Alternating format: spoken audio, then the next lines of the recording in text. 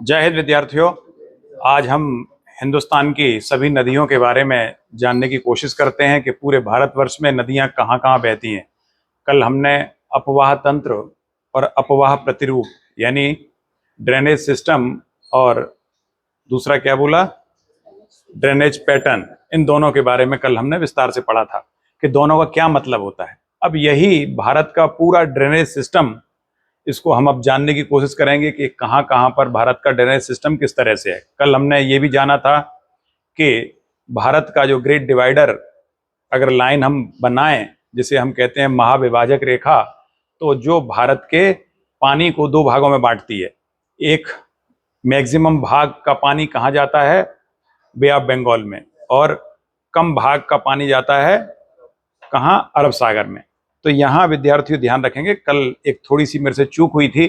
मैंने ये कह दिया था कि भारत का कुल पानी का 23% अरेबियन सी में जाता है और 77% कहाँ जाता है, बे ऑफ बंगाल में। एक्चुअली वो पानी नहीं है, वो भूमि का एरिया है। 77% भूमि का जल जाता है बे ऑफ बंगाल में और 23% भूमि का जल जाता है अरेबियन सी में। तो वो भूमि का एरिया है, भारत की भूमि का एरिया। इसीलिए वो महाविभाजक लाइन जो है ना, वो पानी को दो भागों में विभाजित नहीं कर रही, वो एक प्रकार से भारत की उस भूमि को दो भागों में विभाजित कर रही है जहां का पानी अरेबियन सी और बंगाल की खाड़ी में जा रहा है। ठीक है, क्लियर है?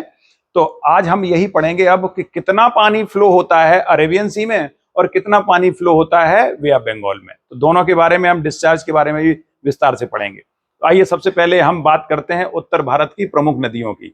उत्तर भारत की प्रमुख नदियां तीन हैं, उन्हीं से तीन प्रकार के अपवाह तंत्र बने, सिंधु नदी का तंत्र, गंगा नदी का और ब्रह्मपुत्र नदी का। जैसा कि हमने पढ़ा था कि इंडो ब्रह्म या शिवालिक नदी तीन भागों में बट गई थी कालांतर में।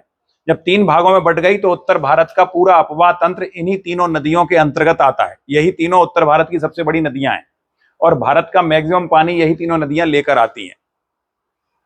अगर परीक्षा में आपसे प्रश्न पूछा जाए कि भारत की सबसे बड़ी नदी कौन सी, आप ध्यान दीजिएगा कि भारत की सबसे बड़ी नदी, भारत की सबसे बड़ी नदी अगर प्रश्न आए, भारत में जितनी भी नदियां हैं, भारत में बहने वाली नदियों में सबसे लंबी नदी, तो यहां देखिए प्रश्न को ध्यान रखना है।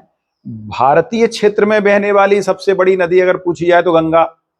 भारतीय क्षेत्र में बहने वाली सबसे लंबी नदी गंगा, लगभग 2525 किलोमीटर। गंगा का जो फ्लो है वो 2525 किलोमीटर तक है। ये है गंगा का फ्लो। भारतीय क्षेत्र में बहने वाली सबसे लंबी नदी गंगा। ठीक है, भारत की जितनी भी नदियां हैं या भारत में बहने वाली नदियों में सबसे लंबी नदी कौन सी है? भारतीय क्षेत्र में बहने वाली, एक्सक्लूसिव भारतीय क्षेत्र में तो गंगा, लेकिन गंगा, ब्रह्मपुत्र और सिंधु, यही तीन नदियां हैं जो सबसे लंबी नदियों में हैं। सिंधु नदी का टोटल लंबाई, सिंधु नदी की टोटल लंबाई है 3180 किलोमीटर और ब्रह्मपुत्र की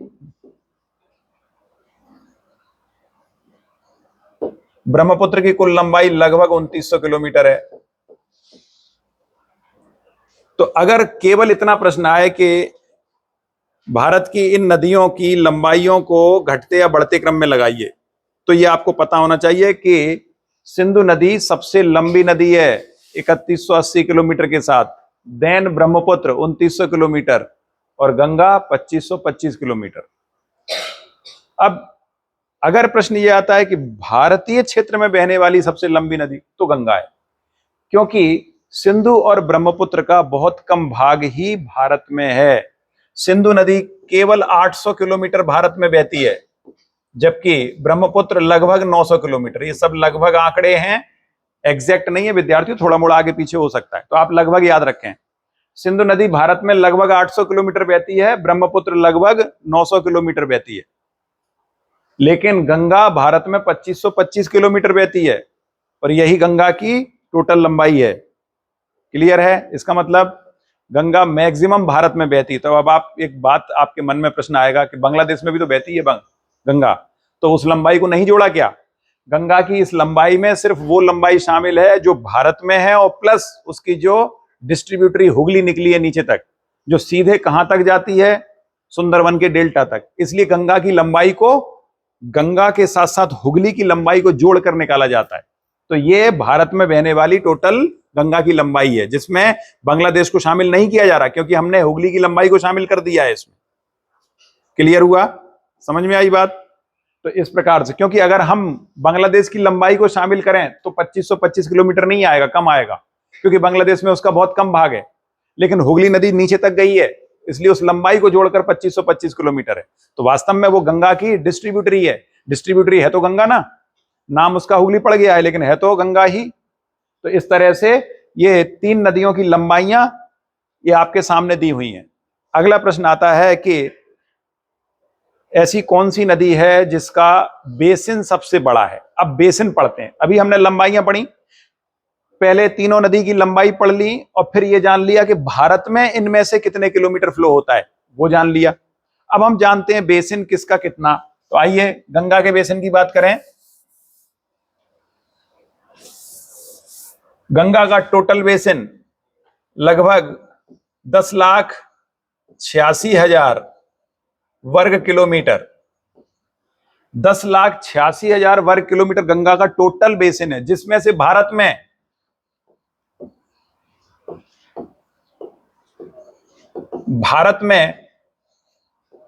8.6 यानी 8,60,000 वर्ग किलोमीटर ये भारत में है टोटल बेसिन।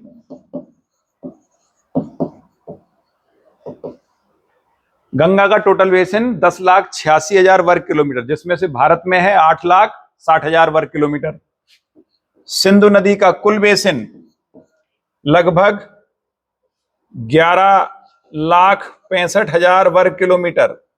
ये सिंधु नदी का बेसिन है, सबसे बड़ा बेसिन बनाती है सिंधु नदी। लेकिन भारत में इसका बेसिन केवल 3,21,000 वर्ग किलोमीटर है।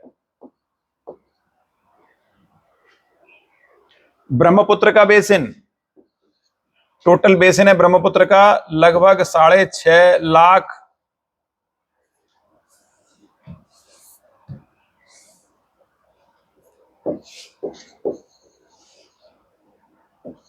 6.5 लाख स्क्वायर किलोमीटर का ब्रह्मपुत्र का बेसिन है, जिसमें से भारत के अंतर्गत बमुश्किल 2.5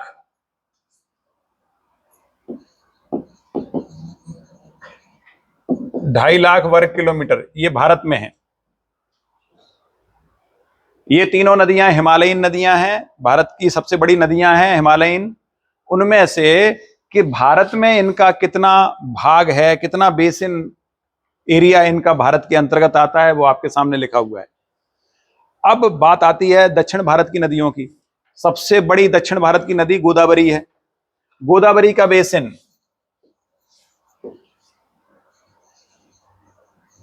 गोदावरी का टोटल बेसिन इंडिया में, चूंकि गोदावरी पूरी तरह से इंडिया में है, इसलिए गोदावरी का टोटल बेसिन इंडिया में ही है। वो है लगभग 3,11,000 स्क्वायर किलोमीटर। तो 3,11,000 स्क्वायर किलोमीटर के साथ गोदावरी भारत में तीसरी सबसे बड़ी नदी है बेसिन की दृष्टि से। क्लियर हुआ? परीक्षा में अगर यह पूछा जाए कि भारत में बहने वाली नदियों में सबसे बड़ा बेसिन बनाने वाली नदियों को अगर क्रम से लिखना है, आपको 5 बड़ी नदियों का बेसिन आपको लिखना है, तो सबसे नंबर 1 पर आएगा गंगा, नंबर 2 पर आएगा सिंधु, नंबर 3 पर गोदावरी, और नंबर 4 पर है कृष्णा। नंबर 4 पर कृष्णा है, और नंबर 5 पर फिर आएगी ब्रह्मपुत्र। कृष्णा का बेसिन 2,56,000 के आसपास है। कृष्णा का बेसिन ब्रह्मपुत्र से ज्यादा है।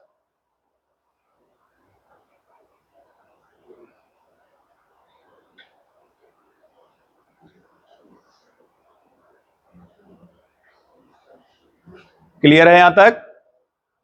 ये परीक्षा में प्रश्न पूछे जाते हैं, किसका बेसिन कितना बड़ा।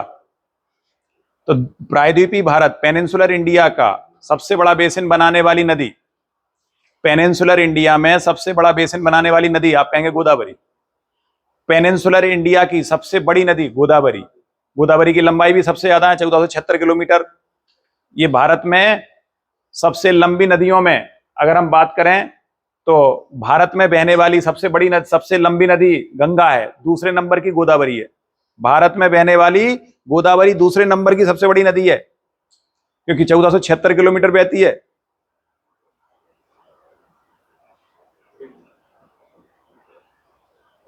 गोदावरी एक्सक्लूसिव भारत की है।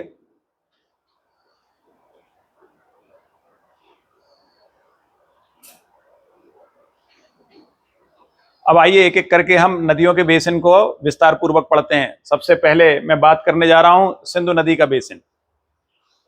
अभी अगर ओवरऑल ये जो बेसिन हमने देखे, इनमें टोटल बात की जाए कि कितने प्रतिशत पानी अरेबियन सी को मिलता है और कितने प्रतिशत पानी उधर मिल रहा है, तो बेसिन के आधार पर लगभग 63% पानी बे ऑफ बंगाल को जाता है और लगभग 20% पानी जाता है इधर किधर, अरेबियन सी को।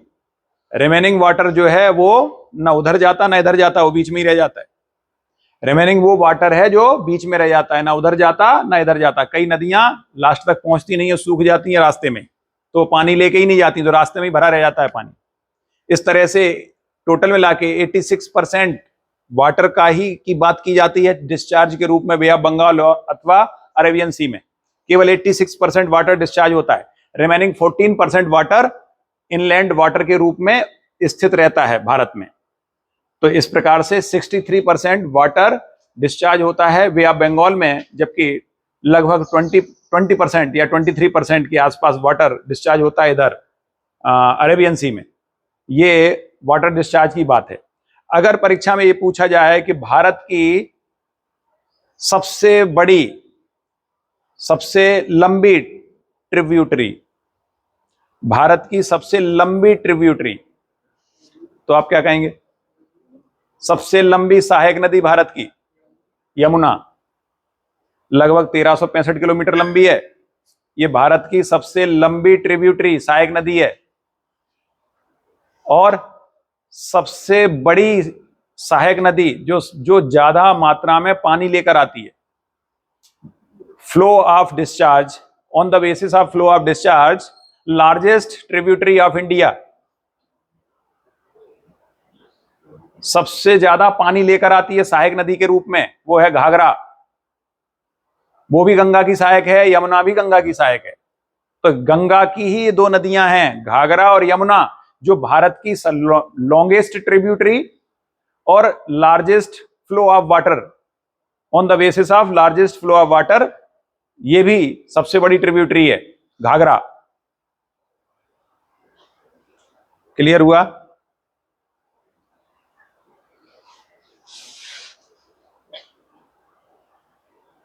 Next one. अब मैं बात करने जा रहा हूं आपके सामने, ये जो मैप दिया हुआ है, ये मैप किसका मैप है? सिंधु नदी के बेसिन का। ये बेसिन ऑफ सिंधु रिवर है, ये कंप्लीट सिंधु नदी का बेसिन है। इसमें जो रेड लाइन है ये भारत और पाकिस्तान के बीच की मैकमोहन लाइन है, यानी दोनों के बीच का बॉर्डर है। अब आप देखिए, देख कर ही समझ में आ रहा है कि सिंधु का मैक्सिमम बेसिन कहां है? पाकिस्तान में। सिंधु का मैक्सिमम बेसिन पाकिस्तान में। हिंदुस्तान में सिंधु नदी का बेसिन बहुत कम है, लगभग 20% के आसपास।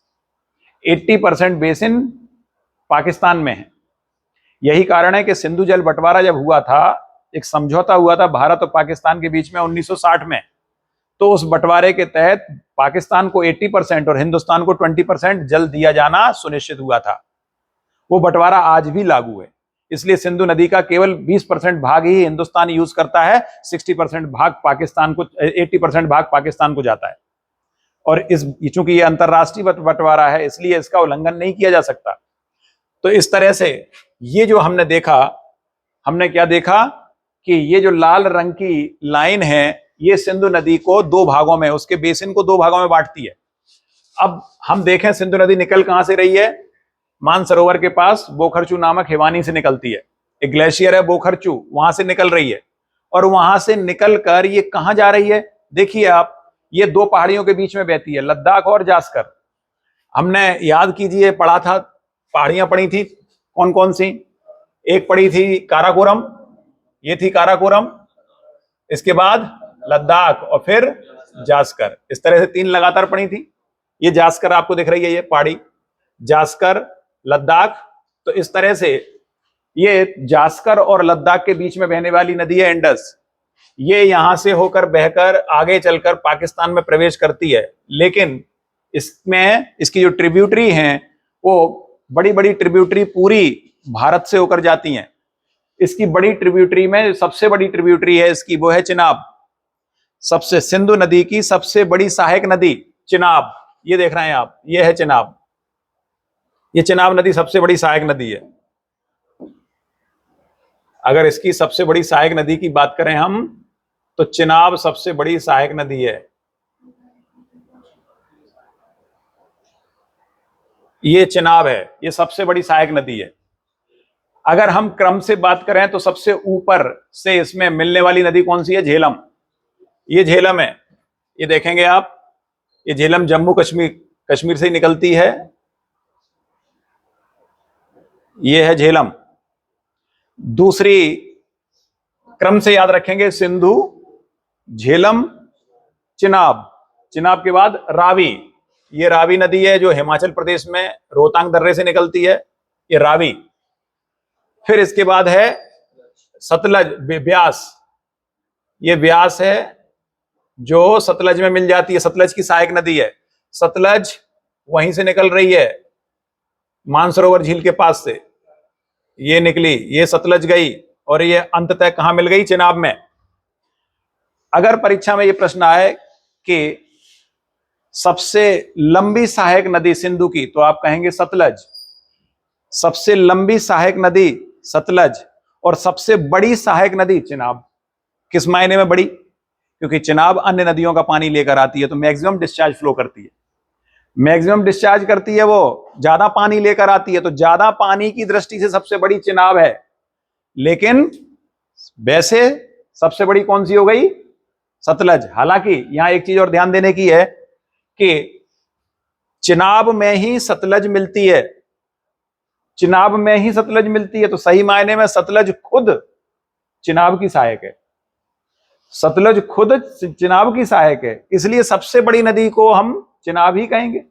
सतलज सबसे लंबी नदी है, आप ये कह सकते हो कि सबसे लंबी सहायक नदी के रूप में अगर हम जाने तो वो हम कह सकते हैं सतलज। क्लियर है? तो इन कितनी नदियां हो गई, 6। इन नदियों में एक प्रश्न बनता है, ऐसी कौन सी नदी है जो एक्सक्लूसिव भारत में बहती है, वो है ब्यास। वो केवल भारत में बहती है, वो पाकिस्तान में नहीं जाती, बाकी सभी नदियां पाकिस्तान में जा रही हैं। देखिए आप ऊपर से शुरू करेंगे तो आप पाएंगे कि सिंधु के साथ साथ झेलम, झेलम में चिनाब, रावी और सतलज, ये देखिए चारों पाकिस्तान में पहुंच गई। लेकिन ब्यास पाकिस्तान में नहीं जाती, ये हिंदुस्तान तक ही सीमित है, क्योंकि हिंदुस्तान में ही सतलज नदी में मिल जाती है ये, तो सतलज की सहायक है ये ब्यास। इस तरह से ये इनका पूरा क्रम ऊपर से नीचे तक याद रखेंगे आप, सिंधु, झेलम, चिनाब, रावी, ब्यास और सतलज। ठीक है, ये क्रम ऊपर से नीचे तक, इसी क्रम में इनको याद करेंगे। तो आपने क्या देखा कि सिंधु नदी की क्या विशेषता है, ये भारत में जितनी भी नदियां बहती हैं उनमें सबसे लंबी नदी है। जितनी नदियां हैं उनमें सबसे लंबी नदी है सिंधु, 3180 किलोमीटर। ये बात अलग है कि उसका मैक्सिमम पार्ट पाकिस्तान में, हिंदुस्तान में केवल कितने किलोमीटर है, लगभग कितने किलोमीटर बहती है हिंदुस्तान में, 800 किलोमीटर, केवल 800 किलोमीटर हिंदुस्तान में बहती है, बाकी मैक्सिमम पार्ट उसका पाकिस्तान में। इसी तरह से उसके बेसिन का भी मैक्सिमम पार्ट पाकिस्तान में, हिंदुस्तान में उसका बेसिन बहुत छोटा है, हिंदुस्तान में उसका बेसिन ज्यादा नहीं है। कितना है, 3,21,000, जबकि टोटल कितना है 1165।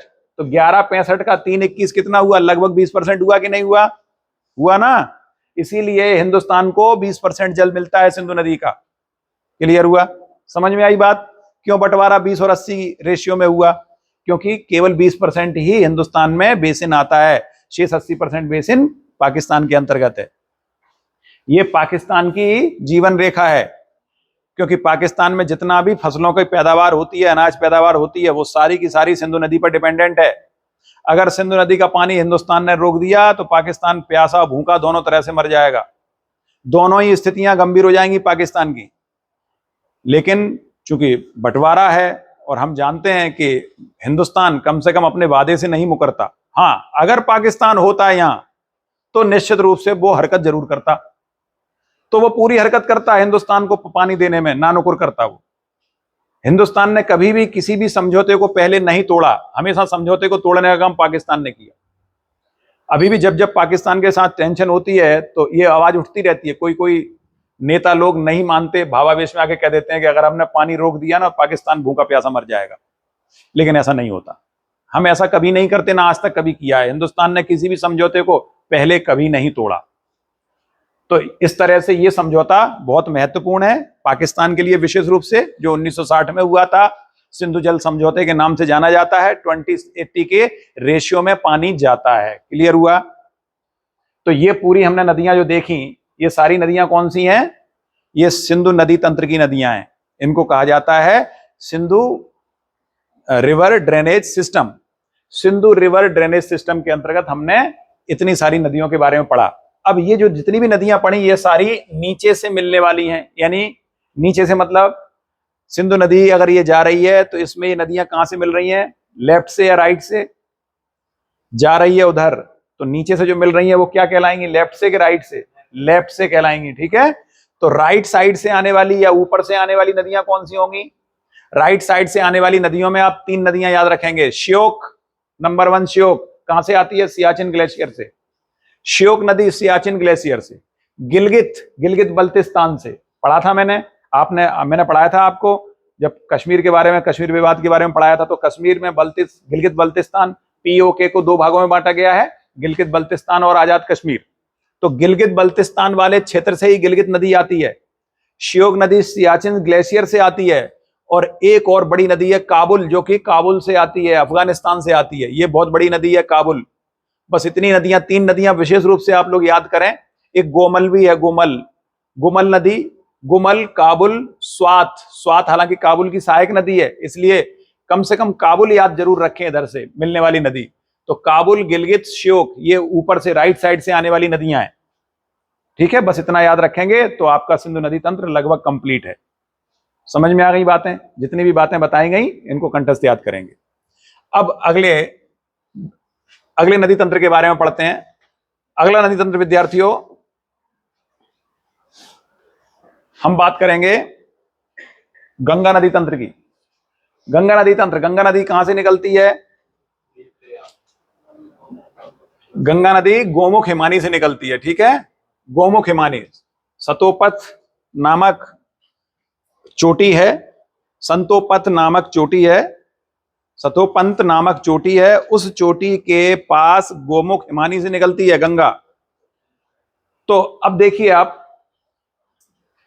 गंगा जब निकलती है तो गंगा के साथ, ये मैं एक गंगा का एक पिक्चर बना रहा हूं आपके सामने।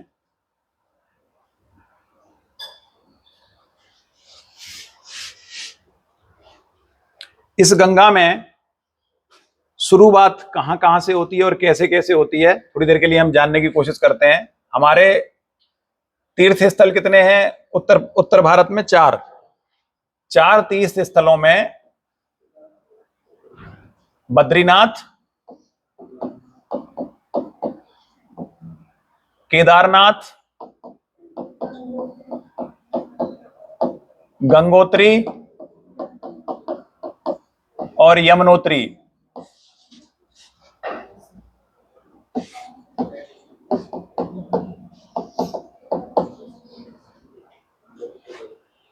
इन चारों धामों में, इन चारों से निकलने वाली नदियों के नाम आपको याद रखने हैं।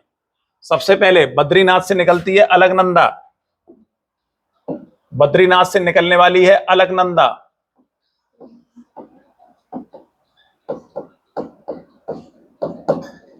अलकनंदा रिवर बद्रीनाथ से निकलती है। ये गई अलकनंदा।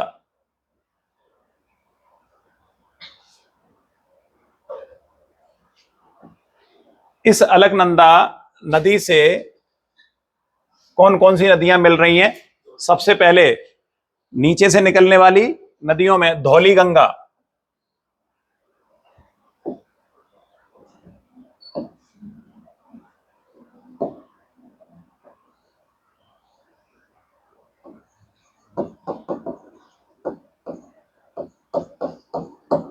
धौली गंगा। धौली गंगा अलकनंदा से जिस स्थान पर मिलती है उसे कहते हैं विष्णु प्रयाग। ये है विष्णु प्रयाग।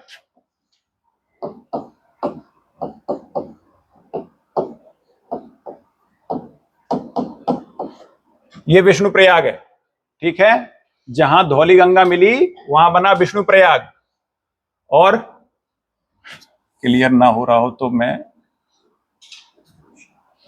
चलो ठीक बना रहना, विष्णु प्रयाग। इसके बाद धौली गंगा के नीचे फिर है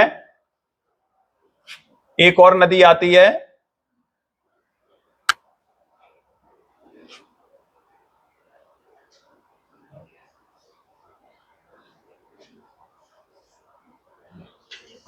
अगली नदी है नंदाकिनी।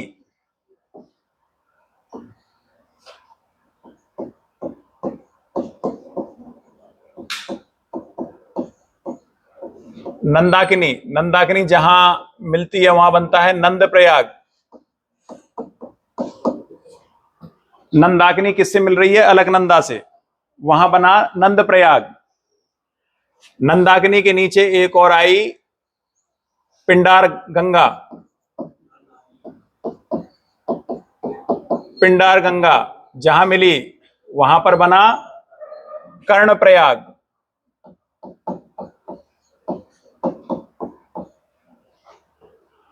इसके बाद हमारे केदारनाथ से एक नदी चलती है, केदारनाथ से एक नदी चली, केदारनाथ से चलने वाली नदी, इसका नाम है मंदाकिनी।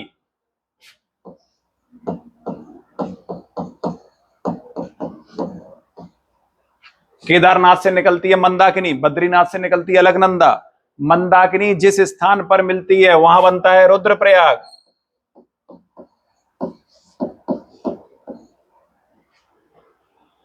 गंगोत्री से निकलती है भागीरथी, गंगोत्री से निकलती है भागीरथी। भागीरथी अलकनंदा से जहां मिलती है यहां बनता है देवप्रयाग। इन पांचों प्रयागों को कहते हैं पंच प्रयाग। क्लियर हुआ? ये पांचों हैं पंच प्रयाग।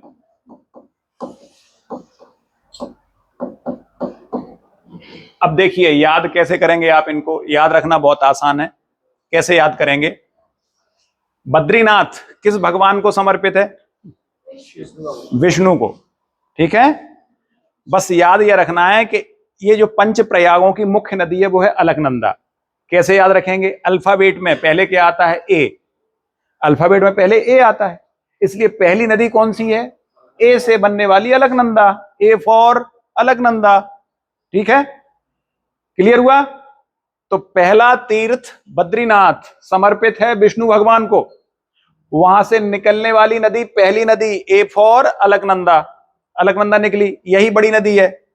और जब ये नदी अलकनंदा नदी से मिलती है पहली नदी, पहली नदी कौन सी है? धौली गंगा। धौली गंगा जब अलकनंदा से मिली तो चूंकि बद्रीनाथ किसको समर्पित है? विष्णु भगवान को, इसलिए पहला प्रयाग विष्णु प्रयाग। क्लियर हुआ? पहला प्रयाग विष्णु प्रयाग, ये हो गया विष्णु प्रयाग। दूसरा, अब भगवान कृष्ण ने नंद बाबा के यहां जन्म लिया, नंद बाबा के यहां जन्म लिया ना। नंद बाबा ने उन्हें पाला पोसा, उनके यहां पले बड़े, तो कुल मिला के कृष्ण के ऊपर ही सब पूरा खेल चल रहा है। विष्णु भगवान कृष्ण के रूप में अवतारित हुए नंद बाबा के यहां। तो दूसरी नदी है नंदाकिनी, नंद से बना नंदाकिनी, और नंदाकिनी जहां मिली वहां बना नंद प्रयाग। नंद प्रयाग नंदाकिनी से, तो दूसरी नदी धौली गंगा के बाद दूसरी नदी है नंदाकिनी। और तीसरी नदी अलकनंदा से मिलती है पिंडार गंगा। पिंडार गंगा जहां मिली वहां ऐसे याद रखेंगे कि महाभारत में कृष्ण ने कर्ण को उपदेश दिया। उपदेश दो ही लोगों को दिया था, या तो अर्जुन को या कर्ण को। तो कर्ण को जो उन्होंने सुनाया था, जो बात कही थी, उससे बना कर्णप्रयाग। तो ये पिंडार गंगा में आ गया कर्णप्रयाग। इसके बाद ये तीन नदी लगातार नीचे से आती हैं। इसके बाद अगली तीन नदियां ऊपर से आएंगी। अब देखिए ऊपर से कौन कौन सी आई। इसके बाद केदारनाथ से निकली मंदाकिनी। और केदारनाथ किसको समर्पित है, कौन से भगवान को? ज्योतिर्लिंग है ना, शंकर जी को समर्पित है। शंकर जी रुद्र अवतार, शंकर जी का रुद्र अवतार, तो बन गया रुद्रप्रयाग। क्लियर हुआ? याद रखना बहुत आसान है, मैं तरीका बता रहा हूं आपको याद रखने, वैसे भूल जाते हैं। तो जहां से केदारनाथ से निकली मंदाकिनी, क्लियर हुआ? तीन नाम एक जैसे हैं, नंदाकिनी, मंदाकिनी, अलकनंदा, एक जैसे नाम लगते हैं। तो अलकनंदा तो पहली नदी हो गई। मंदाकिनी आएगी केदारनाथ से, नंदाकिनी आएगी इधर से। ये पूरा क्षेत्र जो है ये कहां है? उत्तराखंड में। उत्तराखंड में ही निकल रही हैं सारी नदियां। उत्तराखंड ही चल रहा है, अभी हम उत्तराखंड बेसिन की बात कर रहे हैं। तो इस तरह से यहां तक आ गया रुद्रप्रयाग। अब आई गंगोत्री। गंगोत्री से निकली, गंगोत्री से कौन निकली? भागीरथी। ये नदी यहां पर आई भागीरथी। गंगोत्री से भागीरथी, भागीरथी आकर अलकनंदा से जहां मिली, वहां पर गंगा का अवतरण होता है। एक प्रकार से देवत्व की प्राप्ति होती है। गंगा जहां बनती है वहां देवताओं का, सारे देवता हाथ जोड़े खड़े हैं, इसलिए वहां बनता है देवप्रयाग। तो भागीरथी अलकनंदा से जहां मिलती है वहां नाम पड़ा देवप्रयाग। तो देवप्रयाग पंच प्रयागों में सबसे नीचे वाला प्रयाग है। पंच प्रयागों में सबसे नीचे का देवप्रयाग है, सबसे ऊपर का विष्णु प्रयाग है। ठीक है, देखो याद रखना बहुत आसान है। ऊपर का विष्णु और नीचे का देव, भगवान ही है ना दोनों, ऊपर भी और नीचे भी। और गंगा का तो बिल्कुल कंठस्थ याद कर लो कि गंगा अलकनंदा से जहां मिलती है वहां देवप्रयाग बनता है। तो ये देवप्रयाग हो गया। क्लियर है? अब इसके बाद यमुना, यमुना नदी जहां है वहां से निकली, ये यमुना नदी निकली यमुनोत्री से और आगे चलकर गंगा से इलाहाबाद में जाके मिल गई। ठीक, ये निकली यमुनोत्री से, कौन निकली? यमुना। और ये आगे चल के गंगा से मिल जाती है। ठीक है, यहां संगम हो गया इलाहाबाद में, तो इसे कहते हैं महाप्रयाग। ये हो गए पंचप्रयाग और ये हो गया महाप्रयाग।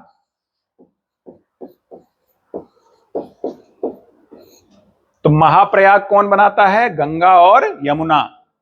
गंगा और यमुना ने बनाया महाप्रयाग। देवप्रयाग के बाद ये कहलाएगी गंगा। देवप्रयाग के बाद ही गंगा का नाम गंगा पड़ता है, उससे पहले गंगा का कोई नाम नहीं होता। गंगा का एक ही नाम होता है, वो है भागीरथी। गंगा अपने उद्गम से निकलती है वहां भागीरथी, और अंत जहां होता है बांग्लादेश से पहले वहां भी भागीरथी। गंगा के बारे में ये बड़ा विशिष्ट बात है कि भागीरथी नाम से ही उद्गम है और भागीरथी नाम से ही उसका अंत होता है। दोनों जगह भागीरथी है, शुरू में भी भागीरथी और लास्ट में भी भागीरथी। अभी बताते हैं लास्ट में कैसे भागीरथी। तो इतना क्लियर हो गया, ये बात समझ में आ गई। गंगा की कौन कौन सी सहायक नदियां हैं? अलकनंदा की सहायक नदियां हैं। अलकनंदा जब किससे मिली? भागीरथी से, तो नाम पड़ा गंगा। अब यहां से गंगा नदी शुरू हो रही है। गंगा की पूरी ड्रेनेज सिस्टम यहां से शुरू हो रहा है। इससे पहले प्रयाग बने, 5 प्रयाग बने। जब यमुना नदी आकर गंगा में मिली तो बन गया महाप्रयाग, जो कि इलाहाबाद में है। क्लियर है? अब यहां आगे चलकर महाप्रयाग आगे बढ़ रहा है। इससे पहले गंगा में और कौन कौन सी सहायक नदियां मिल रही हैं? महाप्रयाग और इसके बाद भी और इससे पहले भी कौन कौन सी नदियां मिलती हैं? तो आप देखेंगे प्रमुख नदियां जो गंगा से आकर मिल रही हैं। अब मैं गंगा बना देता हूं यहां पर।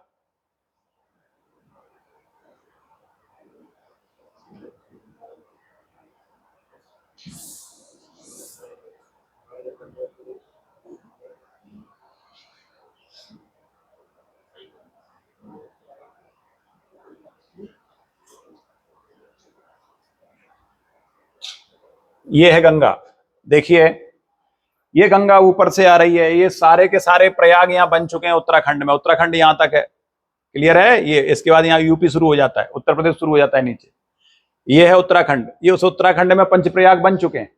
ठीक, मैं सिंपल आपके पहचान के लिए बना देता हूं।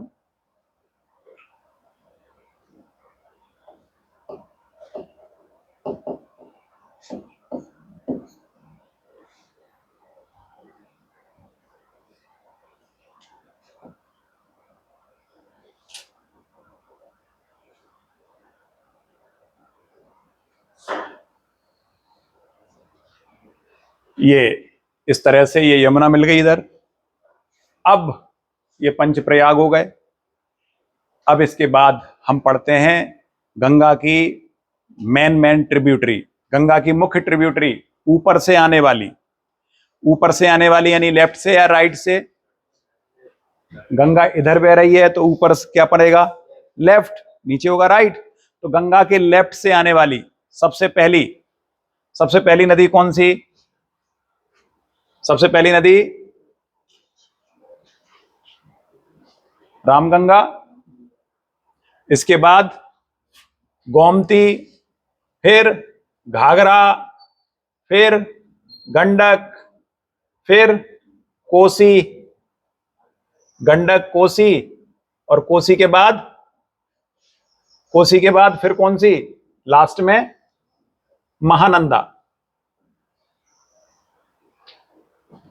कौन कौन सी हो गई, नंबर 1 रामगंगा,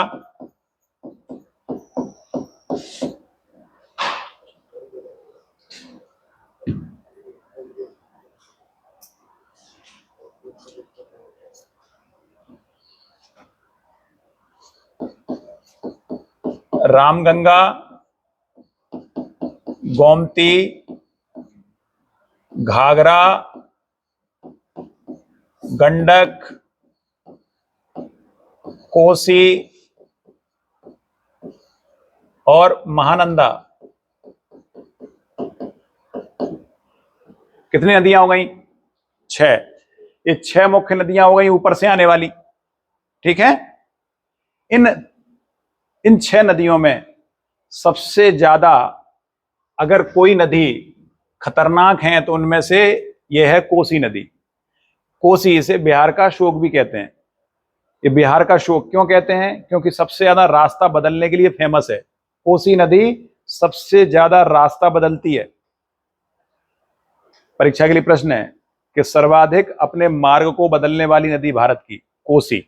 ठीक है, इसके बाद सबसे ज्यादा पानी लेकर आने वाली नदी तो घाघरा।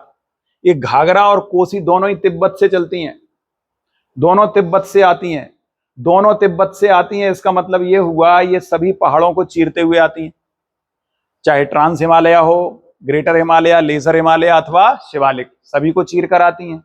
और सबको चीर कर आ रही हैं तो ये कैसी नदियां होनी चाहिए, एंटीसीडेंट, अनुवर्ती नदियां। कैसी, सॉरी, एंटीसीडेंट मतलब पूर्ववर्ती, पूर्ववर्ती नदियां मतलब हिमालय के पहले से पूर्ववर्ती नदियां हमने 3 पढ़ी थी, सिंधु, ब्रह्मपुत्र और सतलज। ये 2 नदियां और इसमें जोड़ देना। कौन कौन सी, घाघरा और कोसी, ये दोनों नदियां भी तिब्बत से आती हैं, तिब्बत से चलती हैं। बाकी नदियां ज्यादातर नेपाल से चलती हैं। तो नेपाल से चलने वाली इन नदियों में या तिब्बत से चलने वाली जो घाघरा है, इस घाघरा नदी के बहुत सारे नाम हैं। इस घाघरा नदी को नेपाल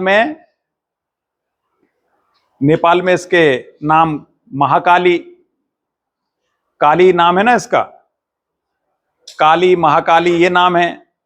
नीचे आती है तो इसका नाम पड़ता है शारदा या सरयू, ये नाम भी है। अयोध्या में, अवध में आते ही ये शारदा और सरयू के नाम से जानी जाती है। तो ये घाघरा की एक प्रकार से सहायक नदी है सरयू, और सरयू या शारदा एक ही बात है, सरयू का नाम ही शारदा है। तो ये सहायक नदी है घाघरा की। और ये घाघरा स्वयं कहां से आती है, ये आती है तिब्बत से, वहां इसका नाम होता है मापचा, मेपचा नाम से तिब्बत से चलती है। जब नीचे आती है तो नीचे इसका नाम महाकाली या काली पड़ जाता है। फिर काली के बाद ये घाघरा बन जाती है नीचे आके, काली के बाद ही नीचे घाघरा बन जाती है, और उस घाघरा में फिर शारदा या सरयू आके इसका मर्जर हो जाता है, उसमें आके मिक्स हो जाती है, वो ट्रिब्यूटरी होती है उसकी। तो इस तरह से ये घाघरा नदी के ही डिफरेंट नाम है, जो अलग अलग नामों से ये अलग अलग जगहों पर जानी जाती है। कोसी सबसे ज्यादा रास्ता बदलने वाली नदी है, सबसे ज्यादा बाढ़ भी यही नदी लाती है, इसीलिए बिहार का शोक कहते हैं इसको। बिहार में सबसे ज्यादा अगर दिक्कत कहीं आती है तो वो कोसी नदी के कारण आती है। महानंदा ये लास्ट में हो गई, और महानंदा के बाद ही इसकी जो शाखा, जो सबसे लास्ट शाखा है बांग्लादेश में जाने से जस्ट पहले, ये जो शाखा है यहां पर, इसको कहते हैं भागीरथी। फिर से यहां से दो भागों में बट जाती है गंगा, एक गंगा का ये एक पार्ट, ये भागीरथी थोड़ा इधर ही है, यहां से दो भागों में बटती है गंगा।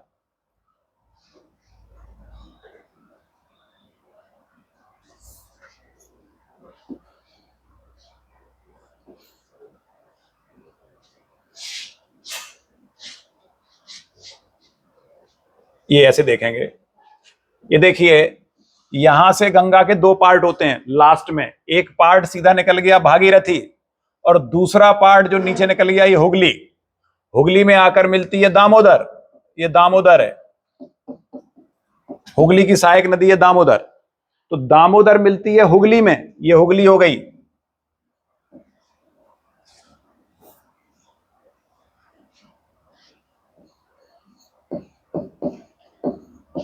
ये है हुगली नदी,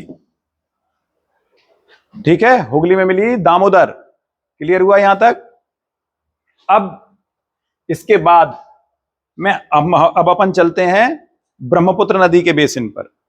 ब्रह्मपुत्र नदी का बेसिन किस तरह से है, एक नजर ब्रह्मपुत्र नदी के बेसिन पर डालते हैं।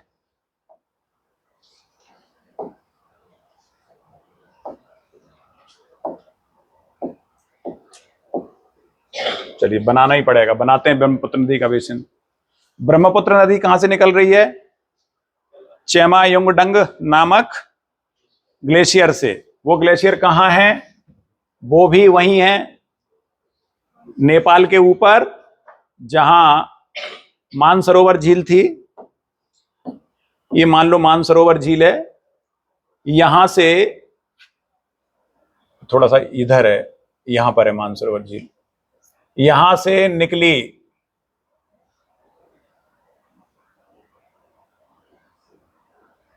और यहां से इसने प्रवेश किया। जिस जगह से ब्रह्मपुत्र टर्न करती है वहां है नामचा बारवा। नामचा बारवा, ये क्या है नामचा बारवा? ये पर्वत शिखर है, वहीं से जस्ट टर्न लेती है अंदर आने के लिए। जैसे ही ब्रह्मपुत्र नामचा बारवा से टर्न लेती है, भारत में प्रवेश करती है अरुणाचल प्रदेश में। अरुणाचल प्रदेश में प्रवेश करते ही इसका नाम होता है दिहांग। अरुणाचल प्रदेश में इसका नाम है दिहांग, शुरुआत होती है इसकी भारत में दिहांग नाम से, और जब ये तिब्बत में बहती है तो इसका नाम होता है सांगपो। यारलुंग, सांगपो, इन नामों से जानी जाती है ये तिब्बत में, और भारत में शुरुआत होती है दिहांग नाम से। जब ये आगे प्रवेश करती है तो आगे बढ़ते हुए अब इसमें सहायक नदियां आ रही हैं। सहायक नदियां कौन कौन सी आ रही हैं? पहले आई, एक आई दिबांग और दूसरी आई लोहित। दिबांग और लोहित ये एक दूसरे से मिलती हैं और मिलकर आगे बढ़ती हैं।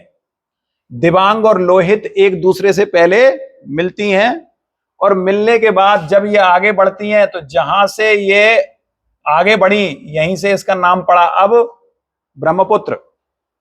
इसका नाम, पहला नाम है दिहांग, दूसरा नाम है ब्रह्मपुत्र, यहां पर ये बन गई ब्रह्मपुत्र।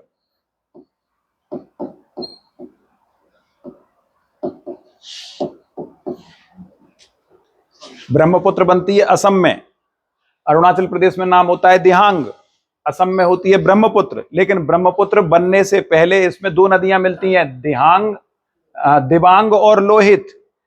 ये लोहित नदी, ये लाल रंग की नदी है, इसे भारत में रेड रिवर के नाम से भी जाना जाता है। क्यों है ये लोहित लाल रंग की? क्योंकि ये जिस जगह पर बहती है वहां लेटराइट मिट्टी है, लाल रंग की मिट्टी है, तो लाल रंग के मिट्टी के कण इस नदी में पाए जाते हैं, इसलिए इसे इसे लोहित यानी लहू, लहू माने खून, लोहित लहू से बना खून जैसे रंग वाली नदी, इसलिए लोहित कहते हैं इसको। तो ये लोहित नदी भारत में रेड रिवर के नाम से जानी जाती है। बाकी हमने पढ़ा था different types of river, colourful river पढ़े थे। रेड रिवर कहां है? बताइए कहां है रेड रिवर? विश्व में अलग अलग रंगों की नदियां पढ़े थे ना, तो कहां है रेड रिवर? याद आ रहा है कुछ?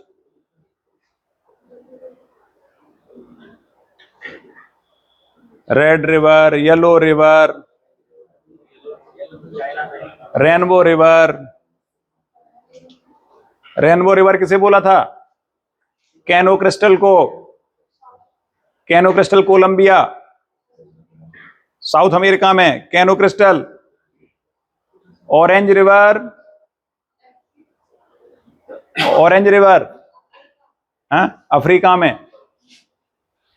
रेड रिवर नॉर्थ अमेरिका में, नॉर्थ अमेरिका में है ना, मैकेंजी की सहायक नदी रेड रिवर,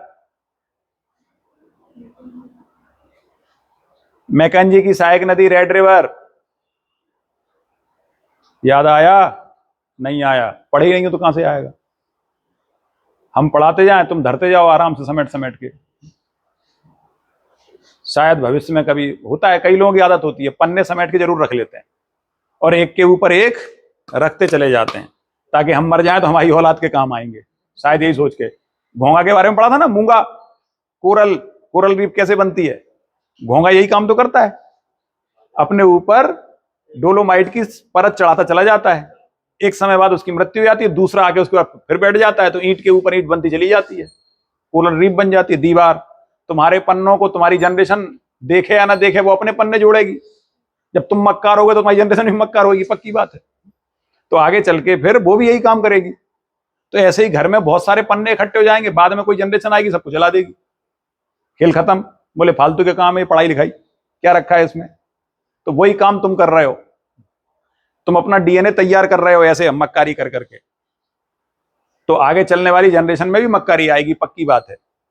मैं यहां पढ़ा पढ़ा के परेशान हुआ, तो मैं पढ़ना ही नहीं है। क्या मतलब ऐसी पढ़ाई का? कुछ भी याद नहीं है। अरे मेरे को याद है, जबकि मेरे को याद नहीं होना चाहिए, मैं तो पढ़ाया, खेल खत्म। मेरे को थोड़ी पढ़ाना है दोबारा, अब पढ़ाऊंगा फिर कभी अगले सेशन में या अगले बैच में, लेकिन मेरे को भी याद है, तुमको पता नहीं क्यों याद नहीं है, जबकि तुमको याद होना चाहिए। टीचर को याद रहे ना रहे कोई बात नहीं, टीचर को तो उस समय याद होना चाहिए जिस समय पढ़ाता है, उसके बाद टीचर का कोई लेना देना नहीं। परीक्षा थोड़ी देनी है, परीक्षा तुमको देनी है, तो तुमको याद रहना चाहिए हर चीज। तो हमने क्या देखा कि यारलुंग सांगपो के नाम से तिब्बत में बहती है कौन सी नदी? ब्रह्मपुत्र, यारलुंग सांगपो के नाम से। दिहांग नाम से भारत के अरुणाचल में प्रवेश करती है, और ब्रह्मपुत्र के नाम से असम में प्रवेश करती है। इसका नाम ब्रह्मपुत्र तब पड़ता है जब दिबांग और लोहित दोनों नदियां मिलकर इसमें बहती हैं, दोनों ट्रिब्यूटरी इससे मिलती हैं, तब इसका नाम पड़ता है ब्रह्मपुत्र। अब ये आगे और बढ़ती है, आगे बढ़ती हुई असम से होती हुई बांग्लादेश में प्रवेश करती है, और जैसे ही बांग्लादेश में प्रवेश करती है तो इधर से आती है गंगा, इधर से ब्रह्मपुत्र। अब गंगा का नाम जैसे ही बांग्लादेश में प्रवेश करी, कौन? भागीरथी। कौन प्रवेश करेगा? भागीरथी। लास्ट नाम भागीरथी है ना, गंगा का यहां पर नाम भागीरथी है,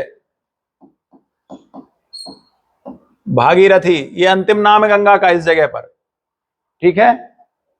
अब भागीरथी जैसे ही प्रवेश की बांग्लादेश में तो नाम पड़ा पद्मा, यहां हो गई पद्मा।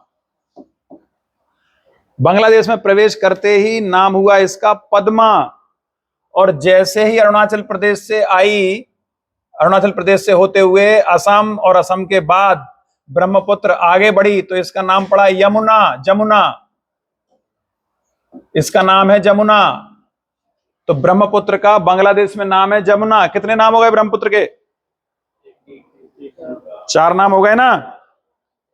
यहां यारलुंग सांगपो, फिर दिहांग, दिहांग के बाद ब्रह्मपुत्र, ब्रह्मपुत्र के बाद जमुना। ठीक। तो बांग्लादेश में पद्मा और जमुना दोनों मिलती हैं, दोनों मिलकर आगे बढ़ती हैं। अभी नाम इसका पद्मा ही है, अभी इसका नाम पद्मा ही है। आगे बढ़ती हैं, आगे बढ़ते हुए इनसे इधर से एक नदी आती है मणिपुर से, ये त्रिपुरा, मिजोरम, मणिपुर, ये मणिपुर है। मणिपुर से एक नदी आई, इसमें मिल गई, इसका नाम है बराक। बराक नदी मणिपुर में आई। जब बराक नदी मणिपुर में प्रवेश करती है तो करते ही ये दो भागों में बट जाती है। कौन कौन सी? कोशियारा और सूरमा।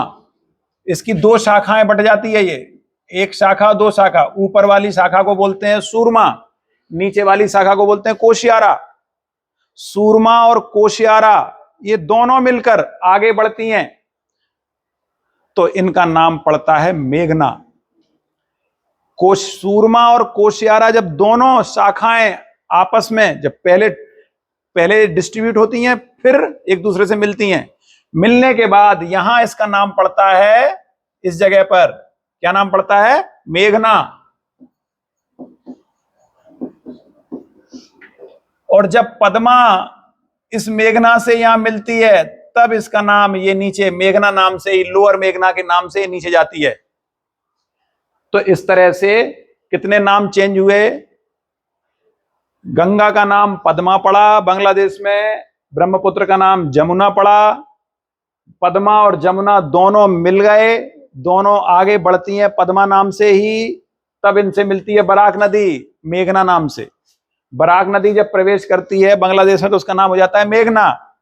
मेघना बनने से पहले दो भागों में बढ़ती है, सूरमा और कोशियारा। सूरमा और कोशियारा नाम से दो नदियां हैं, ये दो भागों में बढ़ती है, यहां पर दो भागों में टूट जाती है, सूरमा और कोशियारा। ऊपर वाली सूरमा, नीचे कोशियारा, ये दोनों मिलती हैं तब बनती है मेघना।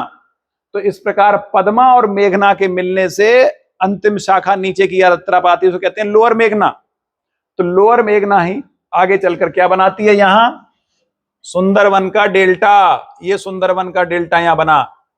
सुंदरवन का डेल्टा इधर से गंगा की सहायक, गंगा की ये डिस्ट्रीब्यूटरी हुगली बनाती है और इधर बनाती है मेघना। तो मेघना और हुगली के संयोजन से बना सुंदरवन का डेल्टा। परीक्षा के लिए इंपॉर्टेंट है कि सुंदरवन का डेल्टा कौन कौन सी नदियां बनाती हैं, तो आप कहेंगे हुगली और मेघना सुंदरवन का डेल्टा बनाती हैं। बांग्लादेश में मेघना और भारत में हुगली।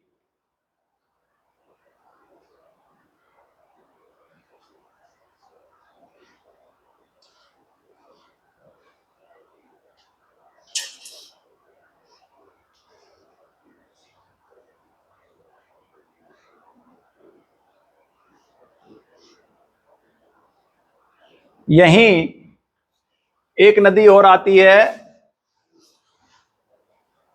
सिक्किम से होती हुई, किस नाम से मिलती है? ब्रह्मपुत्र में तीस्ता। तीस्ता नदी आती है, तीस्ता मिलती है ब्रह्मपुत्र में, बांग्लादेश में जाके तीस्ता नदी मिलती है ब्रह्मपुत्र में।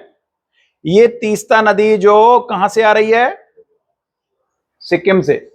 सिक्किम से आ रही है उतर के तीस्ता। ये तीस्ता नदी बहुत इंपॉर्टेंट है, ये अपहरित नदी है। अपहरित याद रखेंगे, भारत की एकमात्र अपहरित नदी तीस्ता।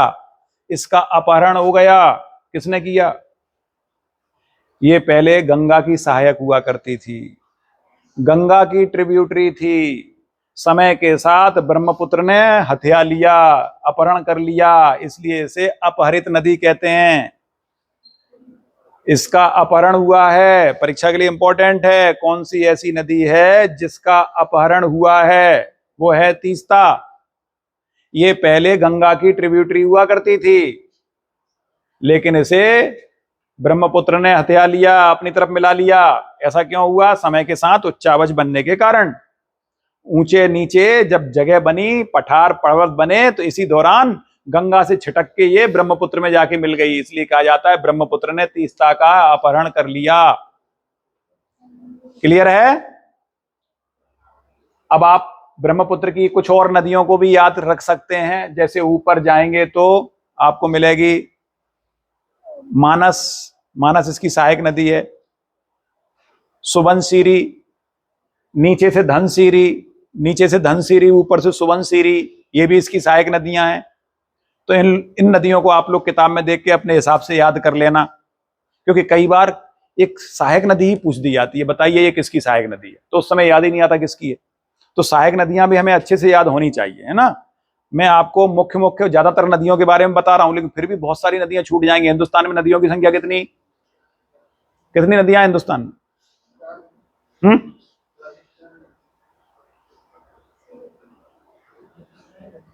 लगभग 4 से 5 हजार नदियां हैं हिंदुस्तान में, ठीक है। नदियों की संख्या पर्याप्त है, और अभी भी ये पूरी नहीं है, क्योंकि हमारे यहाँ ऐसी ऐसी नदियां भी हैं जो आधा आधा किलोमीटर की हैं, बस आधा किलोमीटर के बाद वो कहीं ना कहीं मिल गई। तो सारी सहायक नदियों को हम नहीं जोड़ सकते, बहुत सारी नदियां हैं अगर ऐसे जोड़ेंगे तो। लेकिन बड़ी बड़ी नदियों में अगर हम बात करें तो मुख्य रूप से 100 नदियां बड़ी बड़ी हैं जिनके बारे में आपको याद रखना ही है। 100 नदियों के नाम अच्छे से याद रखना है, किस किस की सहायक नदियां ये याद रखना है। उन 100 में से कम 50 तो मैं बता ही रहा हूं आपको, 50 तो मैं आज आपको बता ही रहा हूं, 50 नदियां तो आज हो ही जाएंगी सब मिला के। देखियो मैं भी तो याद करके आया ना, कि मेरे को कैसे याद है कौन कौन सी कहां से जा रही है, तुमको भी हो सकती है। किताबों में सब चीजें मिलती हैं, रटना पड़ता है, समझने की चीजें मैं समझा रहा हूं, समझने वाली यहां समझ लो, बाकी कुछ चीजें तो रटनी पड़ेंगी, इसके अलावा कोई विकल्प नहीं है। नक्शा उठाइए और उस पर खुद ड्रॉ कीजिए, नक्शे से पढ़ोगे तो कभी नहीं भूलोगे, हमेशा याद रहेगी। कौन सी नदी किस क्षेत्र में है, किस राज्य में है, ये बड़ा इंपॉर्टेंट होता है जानना, कौन किसकी सहायक नदी है। बस ये सब चीजें आपको तैयार करनी है। तो इसके बाद अब हमने देखा कि ये पूरा ड्रॉ हमने कर लिया मैप। अब इसके बाद अब आप सोचिए, हमने इधर ये पढ़ लिया और इधर क्या पढ़ लिया था, इधर पढ़ लिया था किसके बारे में, सिंधु नदी के बारे में। और सिंधु नदी का पूरा लगभग ये इसका हमने बेसिन पढ़ लिया था। ये बेसिन हो गया किसका, ये हो गया ब्रह्मपुत्र का बेसिन, हिंदुस्तान में ब्रह्मपुत्र का बेसिन ये हो गया। इसके बाद नीचे का बेसिन ये पढ़ लिया गंगा का बेसिन। अभी गंगा में यमुना आके मिल रही है, ये यमुना मिली, और यमुना में कौन कौन सी मिली, गंगा में नीचे से कौन कौन सी नदियां मिल रही हैं। यमुना के अलावा है टोंस और सोन, नीचे से 3 नदियां मिलती हैं, यमुना, टोंस और सोन। फिर यमुना में कौन सी मिली, यमुना में मिलती है चंबल, यमुना में मिलती है चंबल, चंबल के साथ फिर बेतवा, चंबल, काली सिंध, चंबल, काली सिंध तो चंबल की है, सिंध, चंबल, सिंध, सिंध के बाद बेतवा, बेतवा के बाद केन। इतनी नदियां, ये 4 नदियां ये हैं यमुना की सहायक। कौन कौन सी, चंबल, सिंध, बेतवा और केन, ये 4 नदियां ये हैं यमुना की सहायक नदियां। बेतवा की सहायक है धसान, चंबल की सहायक इधर से आई, चंबल की सहायक इधर से आई, कहां से, अरावली पर्वत से, बनास, नीचे से आई पार्वती, बनास, पार्वती और काली सिंध, ये 3 नदियां, ठीक, बनास, काली सिंध और पार्वती, ये 3 नदियां चंबल की सहायक। इधर छिप्रा है उज्जैन वाली, सूखी नदी, पानी आर्टिफिशियल तरीके से डाला जाता है, तब कुंभ का काम हो पाता है हमारा। कुंभ स्नान आप जो करते हो शिप्रा में, वो कब कर पाते हो, जब उसमें पानी डाला जाता है। अब आप सोच सकते हो कितना पानी उसमें डाला जाता होगा, तब लोगों के कुंभ दर्शन होते हैं। छिप्रा में पानी नहीं है, सूख जाती है। कुंभ अक्सर कौन से महीने में होता है, कुंभ का महीना कब होता है, हैं? हमेशा जनवरी से लेके मार्च के बीच में यही समय होता है कुंभ का, और इस समय नदियां सूख चुकी होती हैं। दिसंबर, जनवरी, फरवरी, मार्च ये है कुंभ का समय, नदियां सूख चुकी होती हैं, इसलिए छिप्रा में आर्टिफिशियल तरीके से पानी लाया जाता है, नर्मदा नल उसमें प्रवाहित किया जाता है।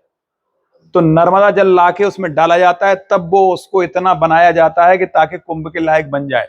और हम लोग क्या करते हैं, उसमें जितनी दरिंदगी है सारी हम वहां झोंक देते हैं, सारी गंदगी ले जाके हम उसमें पटक देते हैं। काहे के नाम पर? श्रद्धा के नाम पर। अरे जितना घर का कचरा, कूड़ा, राख, फूल सड़े हुए सब ले जाके उसमें पटक देते हैं। क्यों? बोले विसर्जन करने जा रहे हैं। देखो, धर्म अच्छी बात है, लेकिन धर्म के अंदर अंधविश्वास अच्छी बात नहीं है। ये अंधविश्वास है, घर से गंदगी को ले जाके उसमें पटक देना, ये अंधविश्वास। बोले अरे भगवान की राख है, हम उसको ऐसे कैसे पटक दें, इसलिए गंगा में पटकेंगे। तुम सबकी, हम सबकी अस्थियां तो गंगा ले ही जा रही है। अब बाकी बची कुछ नदियों में जो घर का और गंदगी है वो भी पटक देते हो आप, तो सारी गंदगी की तो नदियों में इकट्ठी हो रही। हमें ये सब नहीं करना चाहिए। देखो, गंगा में विसर्जन अगर करना है, इसका मतलब ये नहीं कि पूरे शरीर की पूरी राख ले जाके गंगा में पटक दो, ये कोई जरूरी थोड़ी है। उसके लिए अपनी थोड़ी सी राख भी अगर पटकोगे तो भी काम चल जाएगा। जरूरी नहीं है पूरी राख पटकोगे तो ही तुम्हें मोक्ष मिलेगा। ये सिर्फ और सिर्फ अंधविश्वास है, सांकेतिक मात्र बहुत है। इतनी सी भी राख अगर डाल दोगे तो भी वो तुम्हारा काम हो जाएगा, गंगा तुम्हें स्वीकार कर लेगी, अपनी गोद में ले लेगी। अब बाकी की नदियां हैं, उनमें विसर्जन करते समय बहुत सावधान रहो। जितनी भी विसर्जन पूजा पाठ की सामग्री, उसे अपने घर के पीछे गड्ढा खोद के गाड़ सकते हो आप, किसी के पैर में ना पड़े। उसका तरीका ये होता है, ये काम कर सकते हो। इससे क्या होगा, मिट्टी के अंदर उसका निस्तारण भी हो जाएगा, डिकम्पोजिशन हो जाएगा, वो चीज वहीं की वहीं खत्म हो जाएगी, मिट्टी में मिल जाएगी। तो हम पानी को गंदा ना करें, ये इस बात की हमें शपथ लेनी चाहिए। तो इतनी सारी हमने नदियों के बारे में पढ़ लिया। अब विद्यार्थियों, अब बात आती है दक्षिण भारत की नदियों की। तो आइए दक्षिण भारत की नदियों के बारे में जानें। दक्षिण भारत की नदियों में आप देखिए, सबसे पहले मध्य भारत की नदियों में नर्मदा और ताप्ती, ये दोनों हमने देखी। इनके ऊपर साबरमती और माही नदी जो मध्य प्रदेश में धार जिले से निकलती है, साबरमती गुजरात में गिरी पहाड़ी से निकलती है। इस तरह से ये दो नदियां आकर कहां मिल जाती हैं, ये खंबात की खाड़ी के ऊपरी भाग में, यहां पर मिलती हैं दोनों नदियां। नर्मदा और ताप्ती ये दोनों खंबात की खाड़ी में यहां मिल गई। तो ये चार नदियां खंबात की खाड़ी में गिरती हैं, साबरमती, माही, नर्मदा और ताप्ती। इसी क्रम में याद रखेंगे इनको ऊपर से नीचे तक। इसके बाद इधर आइए, इधर दामोदर पड़ी थी ना, हुगली की सहायक नदी, ये है हुगली, ये आ गई हुगली, ये है बांग्लादेश की सीमा, मैकमोहन रेखा, ये है हुगली नदी। हुगली नदी में आकर मिल गई दामोदर। और इधर देखिए एक सुवर्ण रेखा नदी है, सुवर्ण रेखा, और ये है ब्राह्मणी, ये है महानदी। इधर देख रहे हैं आप महानदी, सुवर्ण रेखा सीधे जाती है कहां, बे ऑफ बंगाल में, ये डायरेक्ट बे ऑफ बंगाल में पहुंची। सुवर्ण रेखा के नीचे है ब्राह्मणी सहायक नदी है महानदी की। महानदी और ब्राह्मणी ये उड़ीसा में बहती हैं, ये दोनों उड़ीसा में हो गई। ये महानदी का डेल्टा यहां बन गया, और इसके नीचे यहां बन गई चिल्का लेक, जो सबसे बड़ी भारत की खारे पानी की झील है, और इसी को सबसे बड़ी लेगून झील भी कहते हैं। लेगून लेक, लेगून मतलब कयाल, ब्रैकिश वाटर लेक कहते हैं जिसको, पश्च जल झील। तो ये है सबसे बड़ी झील। इसके बाद नीचे उतरेंगे तो इधर देखिए आप, दक्षिण भारत की बड़ी नदियों में गोदावरी, कृष्णा और कावेरी, ये तीन नदियां हैं। इनमें गोदावरी बड़ा प्रमुख है, जो सबसे बड़ी नदी है दक्षिण भारत की। गोदावरी में आकर जो सबसे बड़ी नदी मिलती है उसका नाम है प्राणहिता। गोदावरी की सबसे बड़ी सहायक नदियों में है प्राणहिता। और प्राणहिता कैसे बनती है, तीन नदियों के संगम से। एक नदी है पेनगंगा, और एक है वेनगंगा, और बीच वाली है वर्धा। पेनगंगा, वर्धा और वेनगंगा तीनों मिलती हैं तो बनती है प्राणहिता, और यही प्राणहिता आगे चलकर गोदावरी में चली जाती है। ये गोदावरी आ रही है, इसी में आकर पेनगंगा, वर्धा और वैनगंगा ये नदियां आकर मिक्स हो जाती हैं गोदावरी में, गोदावरी की मुख्य शाखा से मिल जाती हैं। इसी में आकर मिलती है छत्तीसगढ़ से इंद्रावती, इंद्रावती भी आकर इसी गोदावरी में मिलती है, इसी की सहायक नदियां है। तो इंद्रावती गोदावरी की सहायक नदियों में आप याद रखेंगे पैनगंगा, वैनगंगा, वर्धा, इन तीनों से मिलने से बना प्राणहिता। तो प्राणहिता और इंद्रावती ये मुख्य सहायक नदियां हैं। प्राणहिता खुद 3 नदियों से मिलकर बनी। क्लियर हुआ? इस प्रकार से ये गोदावरी जाकर अपना डेल्टा बना दी नीचे। ये गोदावरी का डेल्टा है। गोदावरी कहां से निकलती है? नासिक से, त्र्यंबकेश्वर पहाड़ी से। त्र्यंबकेश्वर पहाड़ी नासिक में है। और नीचे कृष्णा ब्रह्मगिरी की पहाड़ियों से कृष्णा निकलती है। ये कृष्णा निकली। ब्रह्म गोदावरी और कृष्णा के पहले भीमा, क्रम से याद रखेंगे। गोदावरी के नीचे कृष्णा है मुख्य नदी, लेकिन कृष्णा की सहायक है भीमा और तुंगभद्रा। भीमा ऊपर से है, तुंगभद्रा नीचे से है। ऊपर से भीमा, नीचे से तुंगभद्रा। दोनों नदियां कृष्णा में मिल गई। कृष्णा आगे चलकर पहुंची और इसने अपना डेल्टा बनाया। ये डेल्टा बनाया कृष्णा का। कृष्णा और गोदावरी यही 2 डेल्टा हैं जो एक दूसरे के पास पास में। परीक्षा के लिए इंपॉर्टेंट है। भारत में कौन सी 2 नदियां एक दूसरे के साथ डेल्टा बनाती हैं, एक दूसरे के समीप डेल्टा बनाती हैं? तो वो है गोदावरी और कृष्णा। तो गोदावरी और कृष्णा के डेल्टा हो गए। और इन्हीं दोनों डेल्टा के बीच में एक बड़ी झील है, जिसे कहते हैं कोलेरू झील। यहां पर है कोलेरू झील, 150 किलोमीटर दूर है समुद्र तट से। कोलेरू झील ये डेल्टाई झील है, डेल्टा के बीच में बनी हुई झील है कोलेरू झील। गोदावरी और कृष्णा के डेल्टा के बीच में बनी झील कोलेरू। कृष्णा के नीचे आते हैं तो कावेरी। कावेरी नदी श्रीरंगपट्टनम से होती हुई जाती है और कहां आखिर में ये तमिलनाडु में नीचे गिरती है। यहां भी डेल्टा बनता है। तो ये सभी चारों नदियां डेल्टा बना रही हैं। अगर ऊपर से शुरू करें तो 5 नदियां ऊपर से, गंगा ब्रह्मपुत्र का डेल्टा, महानदी का डेल्टा, गोदावरी का डेल्टा, कृष्णा का डेल्टा और कावेरी का डेल्टा। क्लियर हुआ? ये अब कावेरी के नीचे केरल में 3 नदियां, भरतपुजा, पेरियार। ये केरल की भरतपुजा, भारतपुजा, पेरियार और पंबा। ये तीनों नदियां केरल की, इन्हें आपको याद रखना है। इसके अलावा अगर हम बात करें सह्याद्री की, तो सह्याद्री में जो मुख्य नदियां हैं उनमें गोवा से बहने वाली नदियां, गोवा में बहने वाली 2 नदियां कौन कौन सी? मांडोवी, मांडोवी और ज्वारी।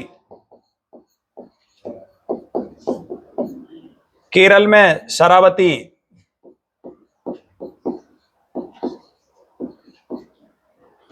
मांडोवी, ज्वारी, शरावती, ये 3 नदियां याद रखेंगे। केरल की शरावती, गोवा की मांडोवी, ज्वारी, ये 2 नदियां हो गई। केरल की भरतपुजा, पेरियार और पंबा। इतना चैप्टर अगर आपने तैयार कर लिया तो शायद है नदियों का पाठ काफी हद तक आपका कंप्लीट हो जाएगा। अब ये सब आप घर में जाकर एक एक नदी के बारे में अच्छे से पढ़ेंगे। ठीक है? तो सबसे बड़ी नदी पूरे पेनिनसुलर इंडिया की कौन सी है? गोदावरी। सबसे बड़ा डेल्टा भी गोदावरी का। पेनिनसुलर इंडिया में सबसे बड़ा डेल्टा भी गोदावरी बनाती है। तो सबसे बड़ा, सॉरी, बेसिन, सबसे बड़ा बेसिन भी गोदावरी का। क्लियर है? गोदावरी नदी में ही पानी बहकर आता है। जितनी नदियां हैं इन सारी नदियों में पेनिनसुलर इंडिया की 12मासी नदी एकमात्र है कावेरी। क्यों है? क्योंकि इसे दोनों मानसून का जल मिलता है। मुख्य मानसून का भी पानी मिलता है और लौटते मानसून का भी पानी मिलता है। इसलिए कावेरी नदी ये 12मासी नदियों में काउंट होती है। तो ये परीक्षा के लिए इंपॉर्टेंट प्रश्न है। तो भारत की जितनी भी नदियां हैं इनको लेकर एक प्रश्न बनता है यूपीएससी पीएससी के लिए। वो प्रश्न आप लोग नोट कर लेंगे। जितने प्रश्न मैं लिखवाता हूं इनको आपको आंसर सहित लिखना है घर पे जाके।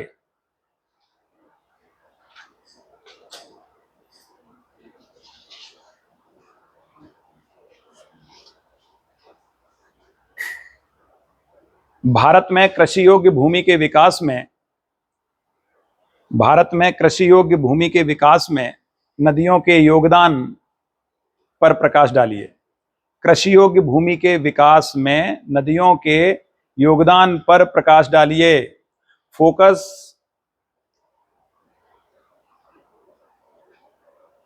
Focus on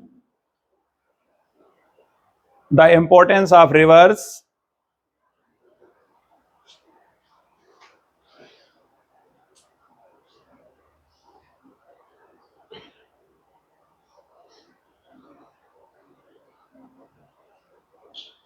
in the development of arable land of India.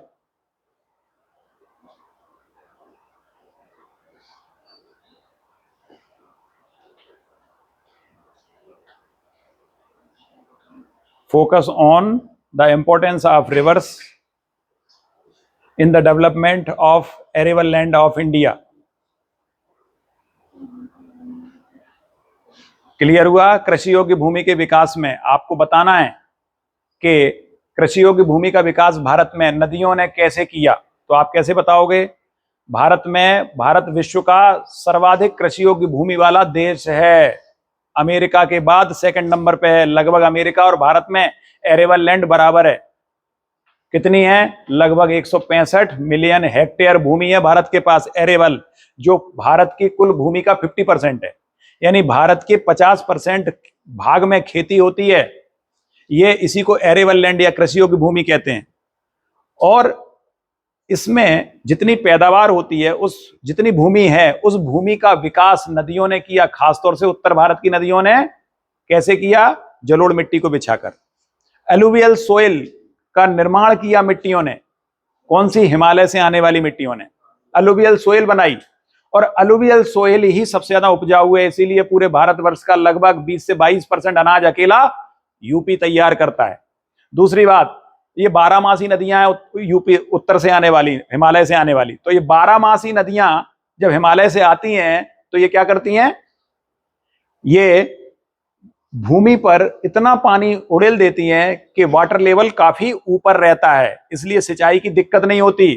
पूरे गंगा यमुना के मैदान में सिंचाई करना बहुत आसान है। पहली बात तो वहां हमेशा तराई जैसा रहता है माहौल, लगभग नमी रहती है वहां की मिट्टी में, इसीलिए वहां पैदावार सबसे ज्यादा होती है। और साउथ की प्रायद्वीपीय नदियां जितनी है, उन्होंने क्या किया? उन्होंने ऊपर की बसाल्ट चट्टानों को खुरचा और खुरच खुरच के काली मिट्टी चारों तरफ बिछाने का काम किया, इसलिए काली मिट्टी का क्षेत्र है नीचे। तो उसने भी हिंदुस्तान में काली मिट्टी किस काम आती है? आप वो लिखेंगे। कपास की खेती मुख्य रूप से होती है साउथ इंडिया में। जो कृषि के कार्य किए जाते हैं, तो एरेबल लैंड के विकास में दक्षिण भारत की नदियों ने क्या किया? हार्ड रॉकी बसाल्ट चट्टानों को खुरचकर काली मिट्टी का क्षेत्र तैयार किया, जिसे क्या कहते हैं? कपासी मिट्टी कहते हैं, कॉटन सोइल के नाम से जाना जाता है। और उत्तर भारत की नदियों ने जलोढ़ मैदान बनाए। तो भारत में मैक्सिमम एरेबल लैंड क्या है? अलुवियल सोइल और ब्लैक सोइल का मिक्सचर है। अलुवियल सोइल ऊपर और ब्लैक सोइल नीचे, यही दोनों मिट्टियां सबसे ज्यादा इंपॉर्टेंट हैं। और आज भारत की जीडीपी में लगभग 19% योगदान किसका है? खाद्यान्नों का। हम जो अनाज उत्पादन कर रहे हैं, जो खेती में उत्पादन कर रहे हैं, उसका 19% योगदान है हमारी जीडीपी में।